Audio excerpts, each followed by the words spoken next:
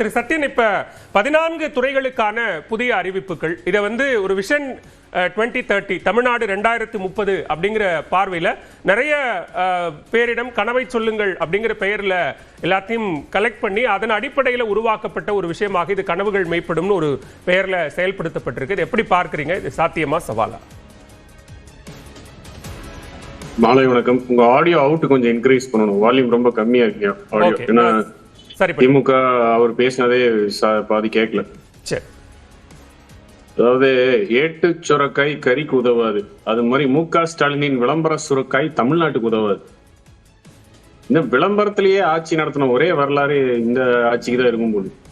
எதை எடுத்தாலும் ஒரு பேரை வச்சு ஒரு விளம்பரம் தேடுவதிலேயே குறியா இருந்து அந்த விளம்பரமே இப்ப அரசாங்க நடவடிக்கை விளம்பரம் ஆயிடுச்சு. இப்போ சாதாரணமா நடக்கக்கூடிய விஷயங்களை கூட சாதனையா பேசுற அளவுக்கு நம்ம அவ்வளவு நிலைக்கு தள்ளப்பட்டிருக்கோம்னு நினைக்கிறேன். மு.க. ஸ்டாலின் அவர்களுக்கு அரசு நிர்வாகம் சாதாரணமா ஒரு விஷயம் நடந்தாலே அது ஒரு பெரிய சாதனை. ஒரு தலைவர் அப்படின்னா ஒரு தொலைநோக்கு பார்வை வேணும், இந்த தொலைநோக்கு பார்வைக்குன திட்டங்கள் வேணும் அப்படின்னு அந்த மாதிரி வகையில அடிப்படையில் இந்த மாதிரி ஏதோ பாக்குறோம் அப்படின்னா இன்னைக்கு சொன்ன விஷயம் எல்லாமே அன்றாட நடக்கக்கூடிய விஷயங்கள். இந்த அறிவிப்பெல்லாம் எப்படி பார்க்கணும்னா, தமிழ்நாட்டு மக்கள் எந்த தடையும் இல்லாமல் மூச்சு விடுவார்கள் அப்படின்னு ஒரு அறிவிப்பு அப்படி கொடுக்கலாம். இந்த அறிவிப்புலாம் அப்படிதான் கொடுக்கணும். தமிழ்நாட்டு மக்கள் தினமும் 2 வேளை சாப்பிடுவார்கள், 3 வேளை சாப்பிடுவார்கள். தமிழ்நாடு மக்கள் தினமும் தூங்குவார்கள். தமிழ்நாடு மக்கள் தினமும் வேலைக்கு போவார்கள். இப்படிதான் இருக்கு, விளம்பர அறிவிப்பாதான் இருக்கு.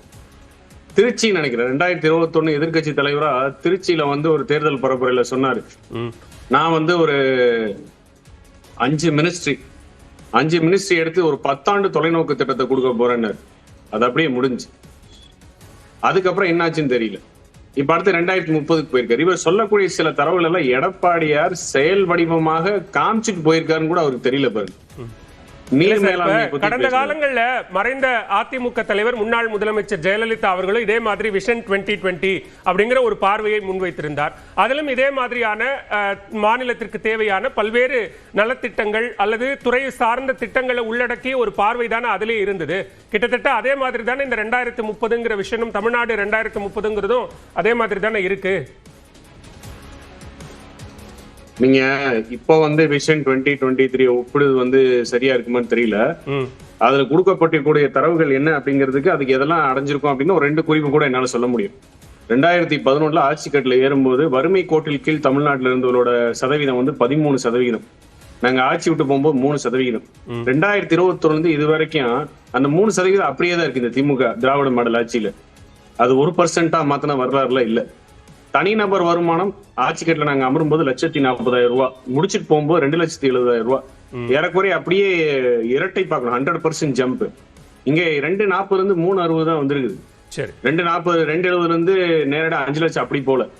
இவர்கள் கொடுக்கக்கூடிய தரவுகள் எல்லாமே ஃபஜ்டு டேட்டான்னு சொல்ற போலி தரவுகள் எல்லாமே. எதுலயுமே ஒரு உண்மை தன்மை இல்லை, ஒரு நம்பா தன்மை இல்லை, ஒரு வெளிப்படை தன்மை இல்லை. எல்லாமே இது செய்யப்படும், நடத்தப்படும். 1000 பள்ளிகள் மாடல் ஸ்கூல் அப்படின்னு என்னமோ ஒரு கதையை உருட்டினாரு. கல்வியின் தரம் உயர்த்துவது எப்படிங்கறத பத்தி ஒரு குறிப்பு, ஒரு வார்த்தை கிடையாது.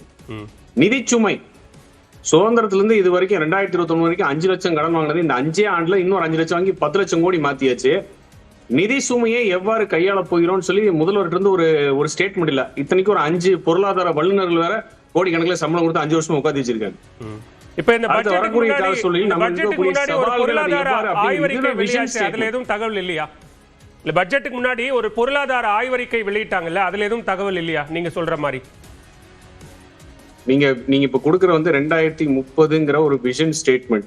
நீங்க பட்ஜெட்ல பொருளாதார ஆய்வு அறிக்கையில ஜிடிபின்னு ஒண்ணு கொடுக்குறீங்க, மேனுபேக்சரிங் செக்டார் கான்ட்ரிபியூஷன் எல்லாம் சொல்லி தமிழ்நாடு எவ்வளவு பொருளாதாரத்தில் அதுவும் தொழில்துறை சார்ந்து எவ்வளவு அருமையா இருக்கு.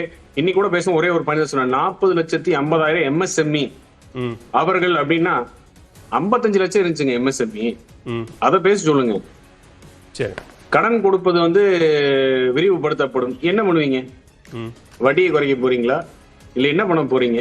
அதோட வரம்பு என்ன? எல்லாமே ஒரு அறிவிப்பு, ஒரு ஸ்டேட்மெண்ட் மாதிரி தெரியலையா உங்களுக்கு? எதுவுமே விஷன் ஸ்டேட்மெண்ட். அதான் சொன்னேனே, தலைவர்னா ஒரு விஷன் ஸ்டேட்மெண்ட், அவருக்குன்னு ஒரு சிக்னேச்சர் விஷன் ஸ்டேட்மெண்ட் இருக்கணும். எடப்பாடியார் குடிமராமத்துன்னு ஒண்ணு கொண்டு வந்தார். குடிமராமத்து நாயகன், இதன் மூலமாக தமிழகம் நீர்மைய மாநிலமா மாறி. இது ஒரு விஷன். ஒரு லீடர்னா ஒரு விஷன் வேணும்.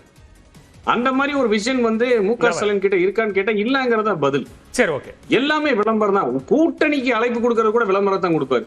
ஓரணியில் தமிழ்நாடு, வெல்வோம் ஒன்றாக, இதெல்லாம் கூட்டணி கட்சிக்கு அழைப்பு. அதை கூட விளம்பரமா கொடுக்குற அளவுக்கு ஆகி போச்சு இப்ப நிலவரம். சரிங்க சார், ஏதாவது ஒரு tangible result அப்படின்னு பாத்தீங்கன்னா பேசலாம்.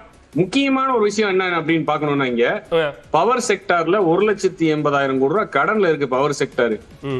பவர் செக்டார் இல்லைன்னா தொழில்துறை நிறுவனங்கள் எல்லாம் முடங்கிரும், பொருளாதாரம் சரியான அடி வாங்க போகுது. அதை பத்தி ஒரு வார்த்தை பேசல பாருங்க. சரி, ஓகே. முதற்கட்ட பார்வை பவர் செக்டார்ல என்ன பண்ண போறாங்க, சவால்களை எவ்வாறு சமாளிக்க போறாங்க, சரி, எனர்ஜி செக்டார்ல என்ன பண்ண போறோம், ஒரு வார்த்தை இல்ல. இவர் கொடுக்கறது எல்லாமே அன்றாடம் நடக்கக்கூடிய விஷயத்தை கூட என்னமோ இவங்க தான் கஷ்டப்பட்டு பண்ற மாதிரி ஒரு விளம்பரம் கொடுக்குறாங்க. ஓகே, சாதாரணமா நடக்கிற விஷயம் கூட முக ஸ்டாலினை பொறுத்த வரைக்கும் அது மிகப்பெரிய சாதனை. சரி, முதற்கட்ட பார்வை எடுத்துக்கிறேன். சாப்பிட்டேன்னா அது முக ஸ்டாலின் மிகப்பெரிய சாதனை. ஓகே, பேசலாம். டாக்டர் சாந்தி, இங்க இந்த கொடுக்கப்பட்டிருக்கக்கூடிய இந்த 14 அறிவிப்புகள் எல்லாமே வந்து ஒரு ஸ்டேட்மெண்ட், இது பண்ணப்படும் அப்படின்னு சொல்லியிருக்கே தவிர இது வந்து எந்த அடிப்படையில் இது செயல்படுத்தப்படும் அப்படிங்கிறதுக்கான ஆதாரம் எதுவும் இல்லை அப்படிங்கிற ஒரு பார்வையும் சத்யன் முன்வைக்கிறார்.